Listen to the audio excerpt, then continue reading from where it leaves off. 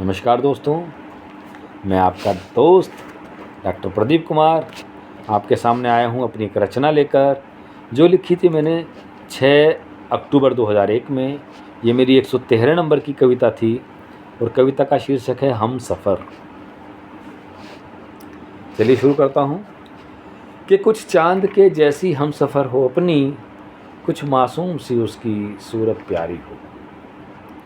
कुछ चांद के जैसी हम सफ़र हो अपनी, कुछ मासूम सी उसकी सूरत प्यारी हो।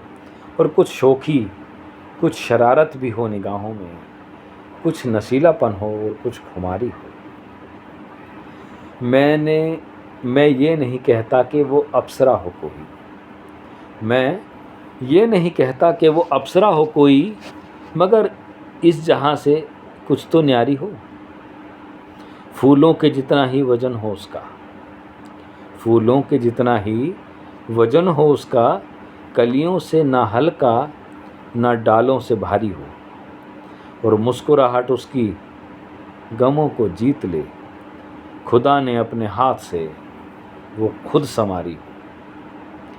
मुस्कुराहट उसकी गमों को जीत ले, खुदा ने अपने हाथ से वो खुद संवारी हो।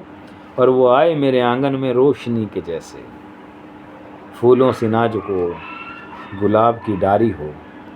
और मैं तो मारा हुआ हूँ ज़माने का बेचारा, मैं तो मारा हुआ हूँ ज़माने का बेचारा, मगर हम सफ़र मेरी ना बेचारी हो, मगर हम सफ़र मेरी ना बेचारी हो।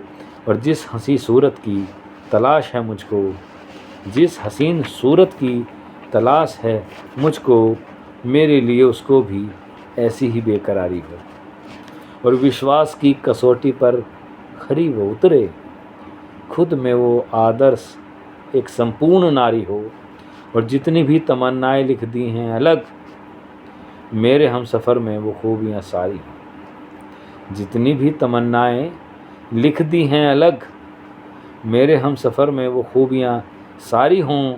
बस इतनी दुआ है उस खुदा से प्रदीप कि पूरी ये तमन्नाएं सारी हमारी हों, कि पूरी ये तमन्नाएं सारी हमारी हों।